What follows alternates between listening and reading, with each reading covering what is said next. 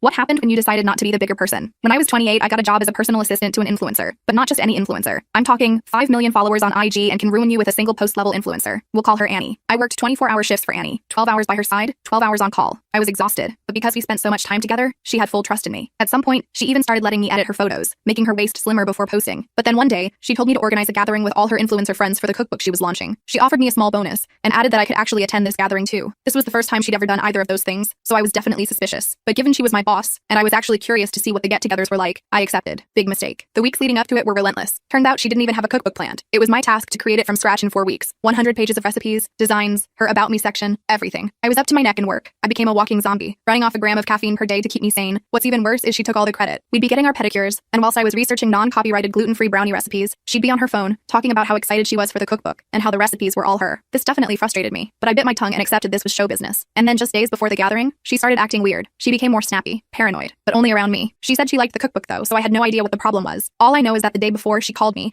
and angrily barked orders at me to 5 times the amount of food I'm cooking for the party tomorrow. I tried to tell her it wasn't possible, but she said to figure it out, and if I can't, I'm fired. I stayed up all night cooking, even paying a private chef $500 to spend the next day helping me. By the time I showed up to the gathering, I hadn't slept in 37 hours. I brought all the meals with me in a minivan that I hired out of my own money, and the first thing I was met with was Annie shouting at me for only being 6 hours early. I didn't have the energy to argue, so I nodded and apologized. I spent the next 6 hours setting everything up, including the food, while Annie just kept trying dresses on. Eventually, people started showing up. Everything was going smoothly until Annie struck. Me, her, and 2 of her friends were talking about how great the food she made was when Annie interrupted. You know, I asked Julie over here to make me an omelet once, and she almost set my kitchen on fire. Everyone began chuckling, and because I was too tired to respond, I chuckled too. Well, Annie took this as my approval. Her last boyfriend even left her because of it. She even called me once seriously asking how to turn on the oven. Remember that, Julie? Everyone was laughing so hard they were wheezing. Then someone said, "How do you do it, Annie? You created a whole cookbook in 4 weeks, organized this party, and attended a stray dogs volunteer shelter. You're one of a kind." Just like that, everyone was complimenting Annie. She was basking in it, and I was going to let her, but that's when she took it too far. Before I knew it, Annie was calling me dumb, ditzy, stupid, an idiot, even saying she should fire me, all as a joke. Everyone was doubling over at my expense. But when the conversation shifted back to Annie's recipes, I saw my chance to ruin her. You know, Annie, because you're such an amazing chef, I actually prepared something for you. I went to go get a chef's hat, then came back up to Annie before getting everyone's attention. Some of you might have noticed there's one dessert from the book missing on the tables. That's because Annie wanted to cook it in front of everyone. Her eyes went wide, but before she could protest, everyone erupted in cheers and applause. Now, you may be thinking she could have just refused or exposed me, but I knew Annie, and she was way too image-oriented for that, and so, she nervously strutted to the kitchen with everyone behind her. Some of her friends even lived streaming the special moment to their followers. I remember she looked at me with hatred, but I just smiled. Next thing I knew, Annie was struggling to crack an egg, holding a whisk with her thumb and index finger, and putting butter in the oven to melt it. Everyone's faces dropped as they realized Annie was full of crap. She hadn't created the cookbook, and when she accidentally got flour on her face, she exploded. She screamed out she couldn't do it. She wasn't a chef, and yelled at everyone to stop laughing at her, but nobody did. People were pointing fingers in hysterics. I honestly thought I had won, but that's when she turned to me, and with her acrylic nails, jabbed my eyes. This is her fault. I'm suing. Suddenly, everyone turned to me. I couldn't tell you what happened next in this short video. The full story is on my channel and linked below.